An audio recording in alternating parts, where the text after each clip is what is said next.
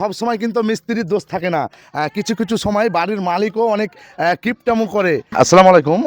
অনেকের বাড়িতে দেখবেন মাটি ভরা করবে বলে এ ধরনের গাঁথনি করে রাখে, জয়েন্ট মারে না, সেটাকে আপনার ভালোভাবে প্যাকিং করে না। আমি জিজ্ঞেস করব যে এভাবে কেন রেখেছে, ওনার যে কাজ করছে মিস্ত্রি তাকে জিজ্ঞেস করব। আচ্ছা ভাই, বলছি যে এই যে সামনের গাঁথনিটা এভাবে রেখেছে কেন? বলছে যে মাটি ভরবো, মশলা বেশি নষ্ট হয়েছে, বেকার ফালতু কি করতে ও, করবো। মাটি ভাবে না রেখে জয়েন্ট মেরে প্লাস্টার করলে ভালো হয় না? তো হয়তো তো তাহলে কেন করছো না? ওই যে মশলাটা বেশি লাগবে, পয়সাটা খরচা বেশি হবে। ও, বাড়ির মালিক হ্যাঁ। কিপটা আহে।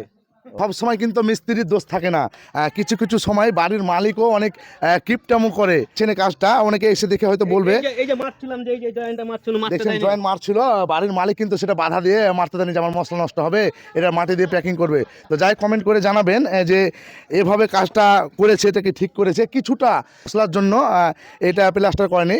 তো আমার কাছে খুব খারাপ লেগেছে, আপনাদের কাছে লাগলো অবশ্যই কমেন্ট করে জানাবেন।